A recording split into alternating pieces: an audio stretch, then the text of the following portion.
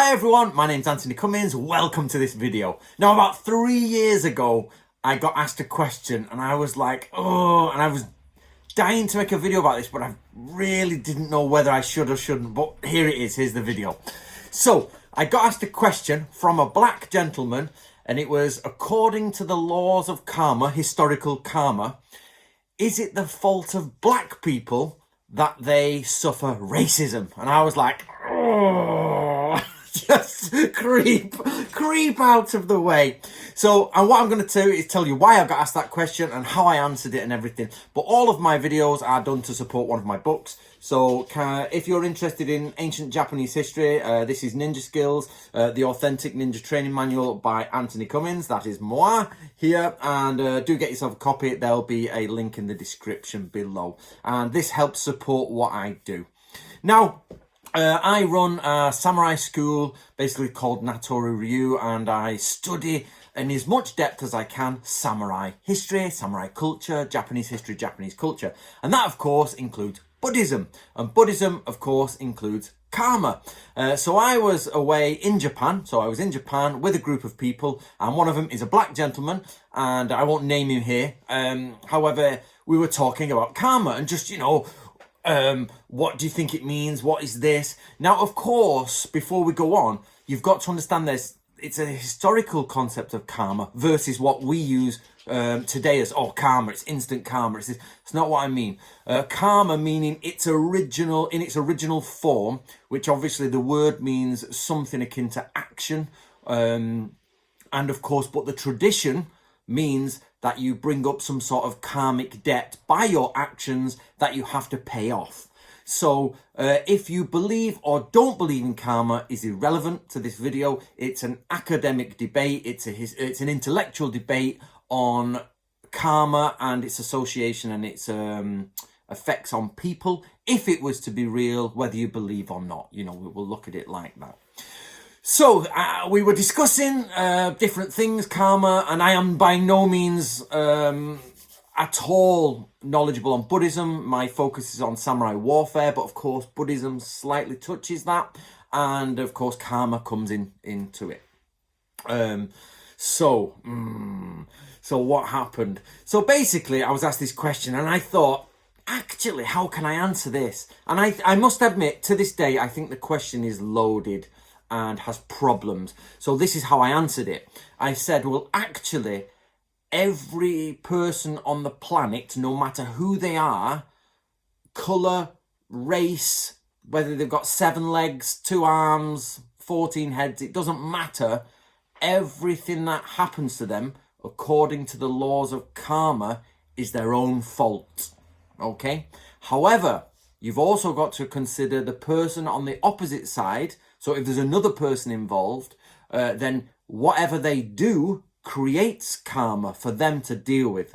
So the best way to understand karma, and as I say, there are multiple schools, there are multiple versions, there are different definitions, and it gets very complicated. So, but let's go for the basics of karma, which is if we all whip up to heaven, now let's all go there, there's clouds, fluffy angels hanging around, and there's 2 counters. There's a digital counter in green and a digital counter in red, and it's got numbers on it.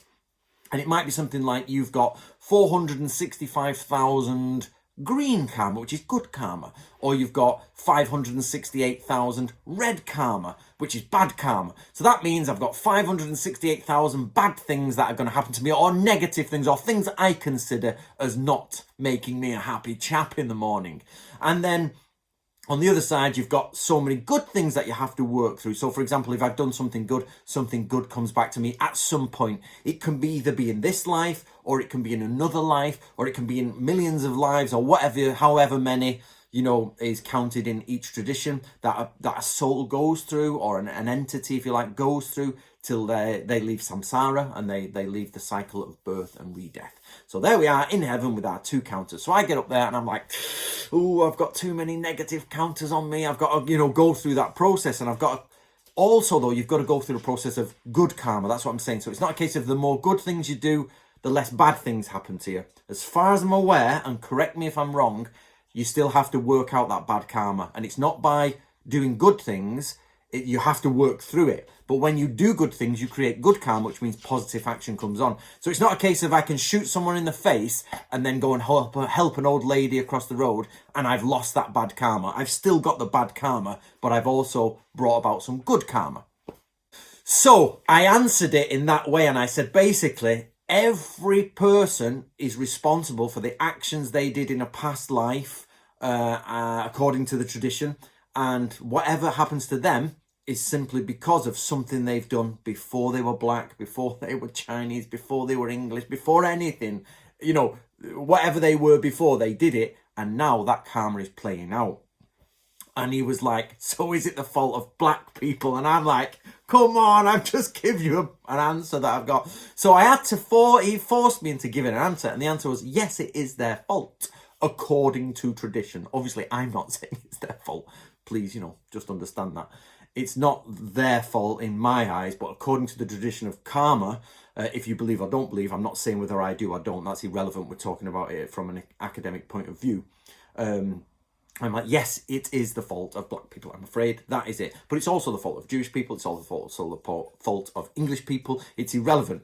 But he kept saying, but what about black people? I'm like, well, actually, my response to that is black people are not special outside of karma. It's not like there's the heaven is there and it's like, oh, English, white, okay, your fault, get out. Jewish, yep, your fault. Black, oh, don't worry about karma. You can forget it, mate. You crack on. Go and do what you want to do. I don't think it works like that. So the idea is karma does not care, or heaven, 10, whatever you want to call it, does not care whether you are black or white. It doesn't see a colour. It sees these two counters of how many things you've got to work out before you've sort of balanced that equation and you can move on. But of course, the more you do it, the more numbers are added in. So you've got to basically stop doing things that create a response back.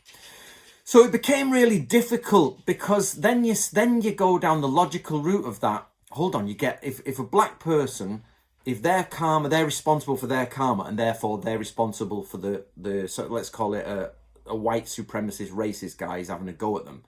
But you've got to remember, the black person, according to karma tradition, is suffering from something they did in a past life. But the white supremacist is now doing something that he will suffer for in a future life. So even if he wins the tussle or the argument, or whether there's a shoot or whatever, if it's an argument through words, a physical violence, a shooting, a hanging, burning, whatever it has happened in the, you know, within racism, he has, or she has to deal with that karma. But we would never see it. It'd be in another life, in another body, in another existence, and they will be possibly black and under racism, or Jewish. And, you know, as the Jewish peoples have been, you know, obviously had quite a bad deal throughout history. So that's my point, is you can't say, you know, oh, sorry, no, it leads us to the conclusion of why is this one group all together then?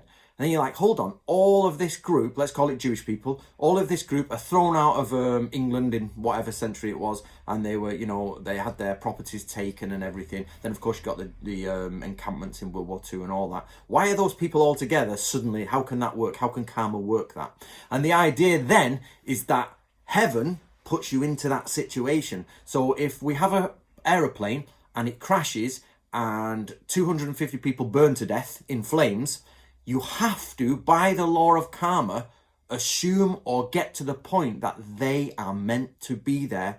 Women, children, old men, young men, black, white, purple, grey, whatever colours we have in the world anymore, is basically they're all meant to be there on that plane at the same time, and it bursts into flames and they all die screaming in agony because before, in their previous lives, they did something bad. Or there's a reason for that karmic response to come back. And therefore, you must assume that that body of people have come together through heaven's will. It's the same for black people. It's the same for Jewish communities. It's the same for, you know, there's lots of Middle Eastern things that have gone on that people don't really know about. That, of course, that would come into play. So basically, then it leads you to the next step, which is every situation you are ever in your life is a result of past karmic action, or what you have done in the past results now. So you stub your toe, you get shot, you get blown up by a hand grenade, somebody throws a milkshake at you from outside the car and like, oi, white boy, you know, which I've had. I've had all sorts, to be honest, like that. But the point is that that must have come or been placed there so that let me go on. So basically it's put there because there's a decision to be made. So it's not a case of it's fated, you've got no choice. You've always got choice inside of the karmic tradition, as far as I'm aware. But you get given a choice of how to interact there. So if a white supremacist is having a go at a black guy, then he has the choice to be nice. So they meet together and he has the choice to either have a go or say, actually, I think we're all equal in this world. I'm going to shake your hand, mate. How you doing? What's your name? And then he will get good karma piled onto his green score. And if the black man is like, oh, sod you, you know, I think you're a racist, and starts having to go back for, you know, when he's been nice, then even if he's been bad, he will get bad karma. So this is the problem. And I was asked this question and I was like, how do I answer that? So my question to you guys is, can we open this up into a debate? Do people know anything about the different traditions of karma? Would you agree with how I've described karma? Would you say it works like that? I've actually asked a specialist, is the wrong word maybe, but a guy I know who knows lots about karma. He thinks it's no is the answer. But when he explained it, I was like, no, that does sounds to me like we're sort of, what's the word? We're trying to appease the current political climate of like, you know, you can't say anything bad by anybody that's a different colour but white, because you know, white people are evil and every other colour is wonderful, you know. And I was like, no, what is the truth? Let's get it down to brass tacks. Let's strip it back. Let's get rid. So true equality is exactly that. Strip everyone's sort of like skin off them. What's the true equality? Let's look at your karma count. So basically, I suppose if you go to heaven, there's no shape, there's no human form, there's no colour, there's no anything. You just literally have an entity and your karmic counter. And you've got to keep going through them, and they can build and decrease and build and decrease. And the idea is to get them both back to zero.